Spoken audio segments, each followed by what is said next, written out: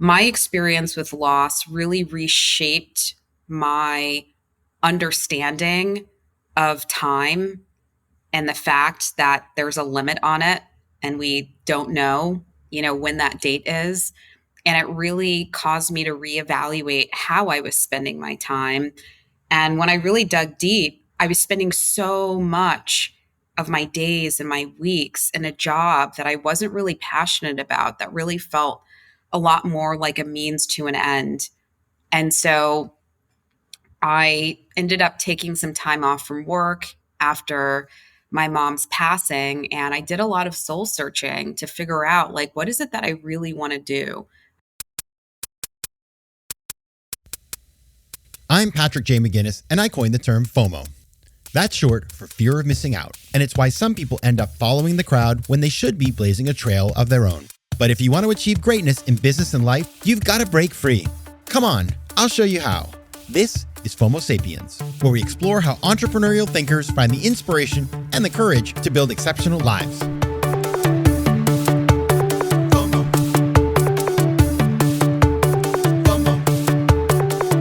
Welcome back to FOMO Sapiens, the show for entrepreneurial thinkers. I'm your host, Patrick J. McGinnis, and today we are talking to Nancy Twine, founder of Briogeo. Now, Nancy is a former VP at Goldman Sachs and the visionary behind Briogeo, the clean, high-performance hair care line. At the age of 29, she became the then youngest Black woman to launch a product line at Sephora, and is one of the few Black CEOs and businesswomen who has successfully launched and scaled a global business, raised over $20 million in private equity, and sold her company in a strategic M&A process all before the age of 40. Who does that? Nancy. Nancy, that too. Today, Nancy has expanded her impact as an investor, advisor, and philanthropist, empowering others by providing tools and resources on nancytwine.com through her podcast, Maker's Mindset, and with the DreamMakers Founders Grant, a $1 million initiative supporting female entrepreneurs. Welcome to the show, Nancy Twine. Thank you so much for having me. That is like a bio that, I don't know, when you hear it, are you sort of like, yeah, that's me? Yeah, well, sometimes it's a reminder because sometimes I forget all these, different projects and things I'm working on. But, it's a culmination of many years. It definitely, all those things didn't come to fruition overnight. Yeah, well, we're going to get into that today. But before we do, I'm going to ask you the question I ask all of my guests to start out with, which is this. What's something unexpected you learned about yourself that changed everything? Wow. I think one of the things that I really learned about myself was that I had this, pretty strong need to want to sort of control within my organization. And I think I had this misperception that I was, sort of uniquely qualified to do more than what I was actually uniquely qualified to do. And I think I stumbled upon that realization from a lot of different ways, whether it was feedback from my team members or, just really burning myself out. But so much of it, I think, came from this place of naivete because I had never worked at a startup. I had never launched a brand before.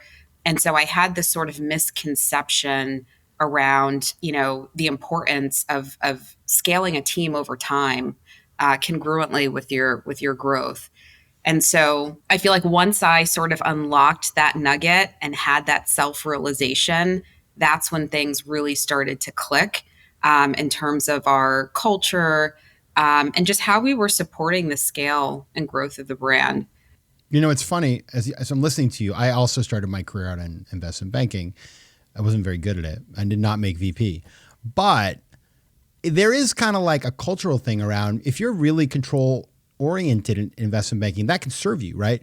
So it's like the things that make you successful in one part of the economy, may not serve you in the other. Very interesting. Like, let's go back there. Like what, when you're at Goldman, you're doing really well. Mm-hmm. How did you come up with this idea to start a hair care company? Yeah. I mean, had you asked me when I was in college or even just starting my career at Goldman, do you think you would ever become a hair care entrepreneur? I would say, what do you mean? That was just never within my headspace of doing that.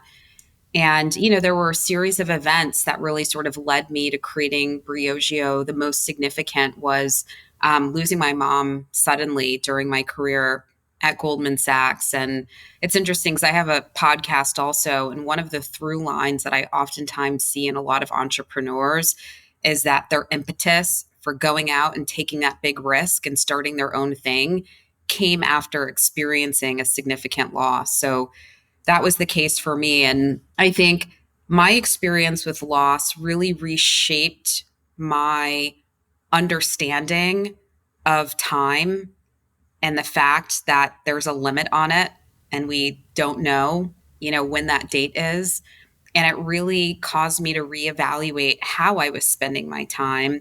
And when I really dug deep, I was spending so much of my days and my weeks in a job that I wasn't really passionate about, that really felt a lot more like a means to an end. And so I ended up taking some time off from work after my mom's passing, and I did a lot of soul searching to figure out, like, what is it that I really want to do? I didn't want to just like hop to another bank or, go back to school and figure it out. Like, I really wanted to think, what is my heart and soul's desire? And during that exploration, I kept coming back to these childhood memories that I had with my mom, who was both a physician and a chemist. And growing up, we used to make so many of our own beauty and personal care products from scratch in the kitchen of our home. And I absolutely loved doing that. And when I started thinking more about my experience, I said, could I actually go out and like create a brand and products? And what would that look like? And at the time, my goal was to figure out, okay, let me put together a business plan. Let me figure out how I can develop some products. But really the goal was that if I could eventually pay myself my Goldman Sachs salary, then that would be like a dream, right? And I share that because it's funny. I was on a call previous to this, and someone, mentioned that sometimes they have a hard time with entrepreneurs that pursue them as an agency, and that they get a lot of people, kind of straight out of business school who are just like, I want to start this brand. I did all the research. There's a big M&A opportunity for whatever. And then it's just very sort of mental, that process. And again, I go back to sort of my thought process, which was a lot more just heart and soul driven. And I have experienced as a founder that when you lead with heart and soul, and it's not just sort of a means to an end, right? Getting from place A to B, it really makes the journey, I think, one, a lot easier, but also it really, all of those curveballs and disappointments and setbacks, it really becomes fuel and not that thing that sort of knocks you out of the game. What you just said there is something that I often think about, which is you can make a business plan that looks great on paper for like, okay, we're going to build, like you and me, we're going to get together, Nancy, tomorrow. You're really smart. I'm really smart. We're going to come up with a better widget and we're going to go try to sell it. And we've got all the numbers. We've done the research. Right. Here we go. But I see this all the time. If you don't truly love the problem you're trying to solve, and then you get into the business, and if it doesn't go really, like maybe you're just that person who comes up with the widget and, 6 months later you sell the company and you move on to the next thing. And for some people, maybe that happens. But for the vast majority of people, you get into year 3, it's not going that well. It's going okay. And if you don't love this thing, you're not going to want to get up in the morning and work on it. And I see this all the time. So like, it's really, I mean, we learn in in school how to make a business plan for like anything, but like, how do you feel like you said, from the soul perspective, the psychological value of building what you're building, because that is what keeps you going when the spreadsheets and the PowerPoints, the story that you told to your investors is not happening on paper in real life, right? Totally. Oof, I love that. It's so true. Listen, if I didn't love FOMO, I wouldn't be here. So I imagine, I'm curious, like, so you're at Goldman and how old were you when you took this sabbatical? I was probably around 25. Look at you. And so it's like, I'm just thinking at 25, what was I doing? Not that much. So you decide to do this business, right? I got to imagine that there are people who are like, listen, you had a good thing going. You were on the affirmation train, the treadmill to, financial success. Like you kind of know what it's going to look like. That said, like, why would you want to do this? Why do you want to throw everything into entrepreneurship where you could fail and, become somebody who's like trying to find a job at Goldman and they won't hire you back. So like, did you have people who said you're crazy? How did you find the resilience to say, no, I'm going to go for this? Yeah. I mean, for me, I don't even know that it was so much resilience, but again, it was that perspective shift on time. So Yeah. what you said about, this is a huge risk. What if it doesn't work? My perception of that was probably not to the degree that it would have been had I not experienced that loss and had this sort of profound calling to figure out how to make sure that, like, when I look back on my life one day in the heavens, wherever I am, that I say, great job, Nancy. Like, you went for it and you poured your heart and soul into making your life's experience something meaningful and important. And so I think that mindset shift was a big part of it. And I'll tell you too, I paid my dues at Goldman. I wasn't there for, 2 years. I was there for 7 years, which is a long time to be on one team doing one thing. And so when it came to telling my friends and family that I was ready to leave and try something entrepreneurial, they were beyond supportive.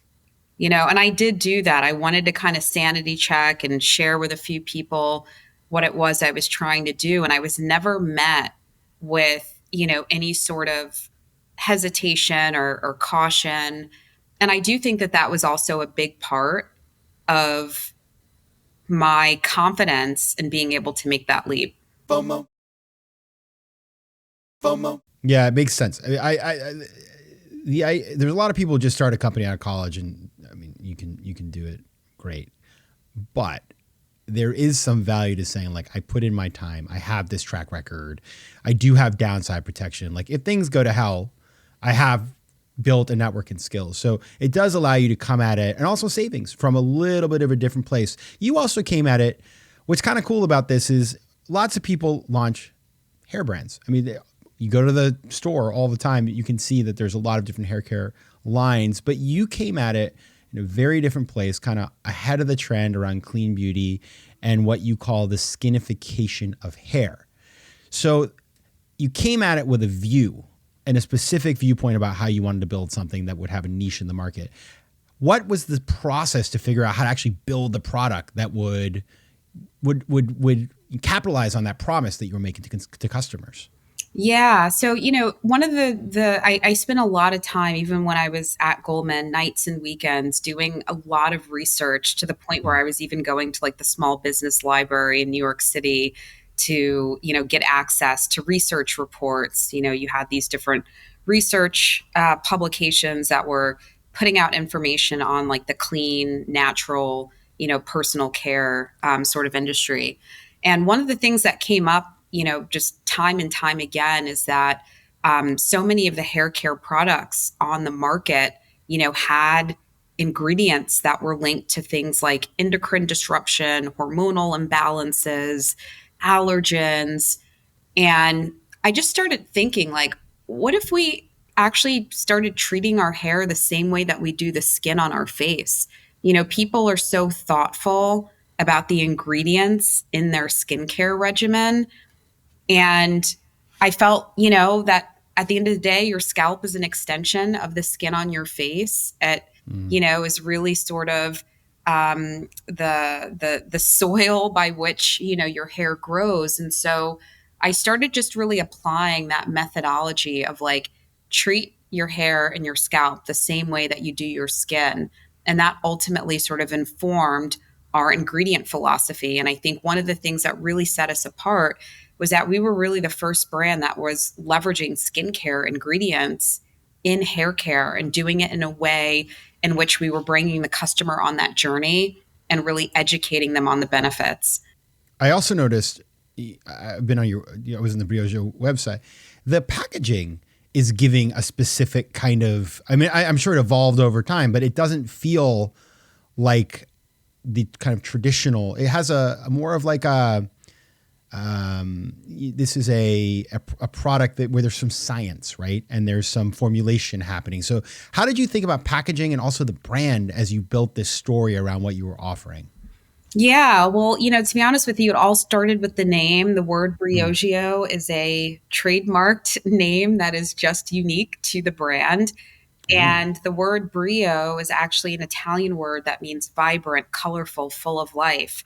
And you hit the nail on the head. When I was, you know, conjuring up Briogeo, I was looking at the clean brands that were on the shelf, and they all had, craft boxes and earth tones and muted colors. It wasn't fun and vibrant. And so I said, I really want that concept of brio to be core to our DNA. And then the word geo is Latin for of earth or of nature. And that really is the foundation for our formulation model. And so for me, I thought it was so important to make sure that the actual brand name encompasses, who we are from the inside out. And then that sort of becomes the North Star for everything else. So you go on and you raise $20 million and then you eventually sell the company. So, it's an incredible, not many people do that. And and how many years was this total?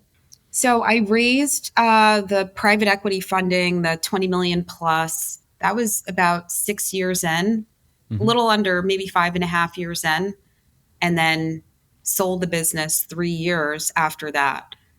That's fast. That's pretty amazing. And then, so you have this incredible sort of story. And I know from the outside, it just looks like, wine and roses. But on the inside, you face challenges along the way. As you think back to that journey, what was the biggest challenge that you had to overcome as you grew this into something that you could sell so successfully 3 years after raising capital? Yeah, there were a few challenges. I mentioned one of them earlier, which was around Mm-hmm. like building the right team around me. That took some time. But I think the other big one, and I think, most brands in CPG are probably experiencing it too, is that, one, the landscape is increasingly crowded and the cost of acquisition is super high. And then also the methods by which you bring customers into the funnel are changing so much with social media and all these other things. Like, for example, when I had launched Briogeo, I guess almost 13 years ago now, it was the birth of like the beauty sampling boxes. I don't know if you remember like Birchbox and Ipsy and Ipsy. things like Yeah, I'm an investor in Ipsy, so yeah. I remember it well. Yeah. Ipsy's amazing. They were Yeah. such a great partner to us. But during those times, so much of our acquisition was through sampling. And then that started to wane. And then we got on the influencer bandwagon at sort of the birth of like the beauty influencer YouTube space. And then we rode that wave. And then, you kind of have to constantly evolve and figure out, what is your sort of in with the customer. And again, it becomes increasingly difficult too as categories start to become saturated with so many more brands. And so just that constant sort of, reinvention of how you market to and connect with customers was definitely a challenge. How do you, as you do that, right? Because you're right. You think about there was sampling, social media. There's always these new, it's like TikTok. And then you have like these things coming on that you're like, well, Reddit. Everybody's on Reddit. Is that the right place for your brand? Or, there's these other things that come up like Clubhouse, which kind of flash in the pan that people like run towards and then realize maybe not for what you were doing, but there's always the new hot thing. I had a Clubhouse radio show No with way. 3 other beauty brand founders.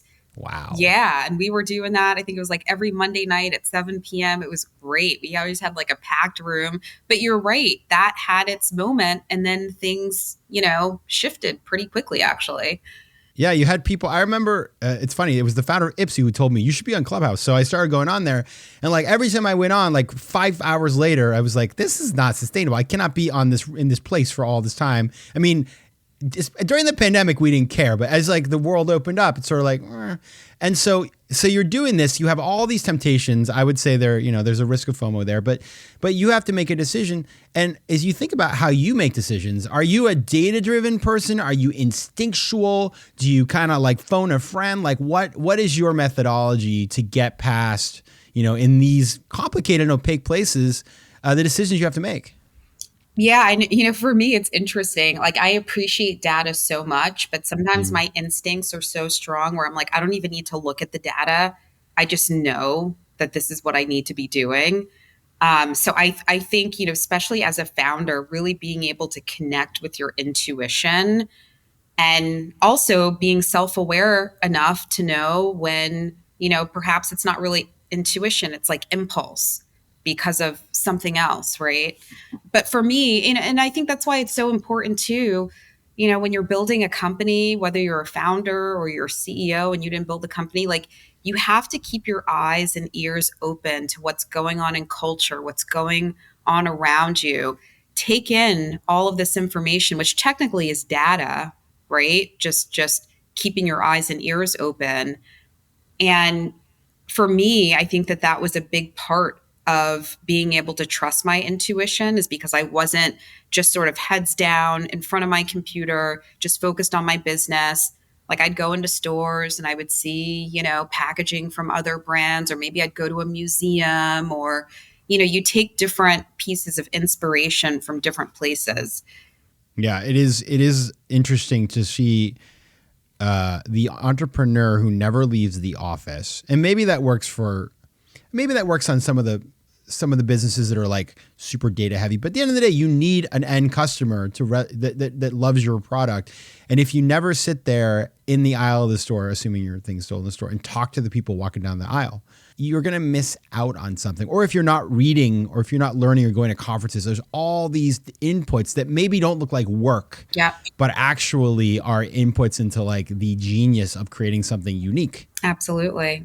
Now, I want to talk about what you're doing now, because there's you ever heard this thing about like the Vegas gambler and the Montana rancher? No, I want to hear it. What is it? This is venture capitalists have their little like heuristics, which are helpful sometimes or not. But there's like the classic thing of like, there's the Vegas gambler, which is the person who builds a company, sells it, then does that 6 times in their career.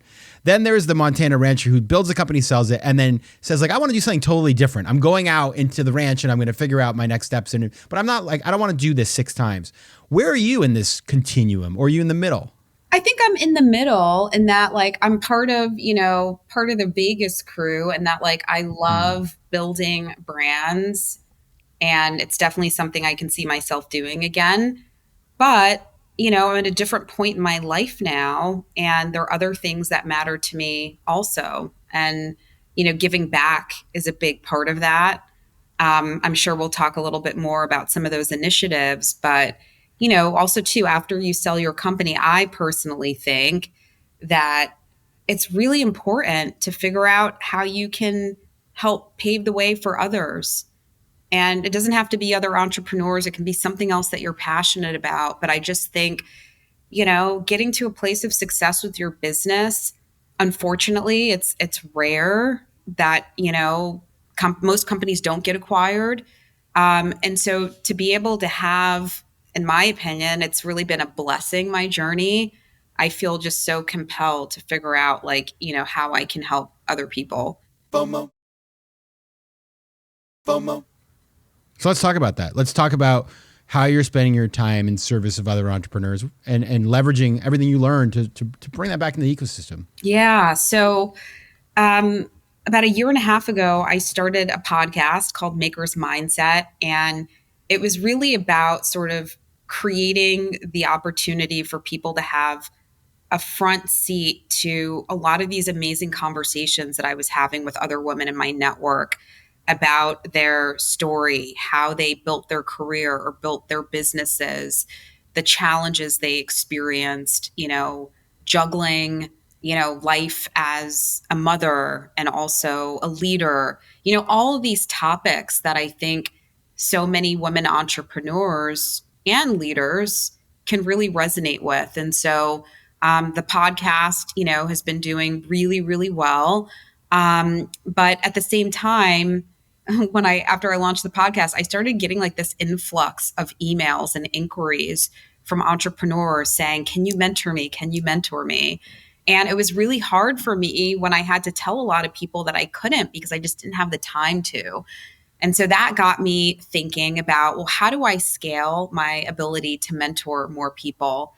And that ultimately became sort of the vision for the Maker's Mindset Accelerator, which is a 13 module masterclass that was recorded and produced. I pretty much wrote like an entire book of my journey and insights and lessons learned, and used it as like the curriculum for this masterclass.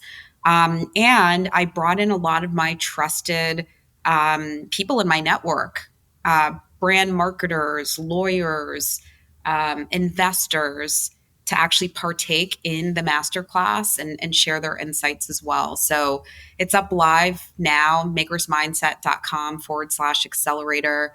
And it's really geared towards any CPG founder, whether you're in beauty, personal care, beverage, food, pet care, to really help you take your business to the next level and avoid a lot of the pitfalls that I experienced on my journey. That's very cool. And folks, go check that out if you want, especially CPG is so specific in some ways. So having that, I like that you have like a vertical focus around that because, it's if you want to do that, you need to do it listening and learning from the best. What about the DreamMakers Founder Grant? What's that about? Yeah, so that was an initiative that was really important to me because one of the other challenges that I didn't mention is that when I first launched Briogeo, it was really hard for me to raise angel investment. Most of the pitch circles that I was in, I was either the only, woman or the only person not in tech. And I was met with so many no's. And I just thought, like, had someone, taken a bet on me in that way earlier on, I could have gotten, a lot further, a lot faster. And so I realized that there's a lot of other entrepreneurs out there that don't have access to friends and family capital. And one of the ways that you can bridge that without having to also give up equity very early on is through grants. And so I created this $1 million grant fund. It's a 4-year program. We're in the middle of our second year, and it's been really, really amazing. Even just seeing what the founders are doing with the money, they're testing and learning, they're taking some risks that maybe they wouldn't have if they didn't have that money. And it's just been really exciting to, be part of so many of these different journeys. Yeah, and it's cool. I mean, the fact that you made it a grant program versus doing investment, that you're not, this is something different than being an angel investor, right? Is important, right? Because it's a different kind of approach to supporting entrepreneurs. It is. All right, Nancy, are you ready for the lightning round? I'm ready for it. And I know you didn't share these questions with me, so they're and I didn't because you're smart and you're decisive. So there's nothing in here you can't handle. Okay. You ready to go? Yes. All right, number 1. What's a decision you're proud of that you made fast?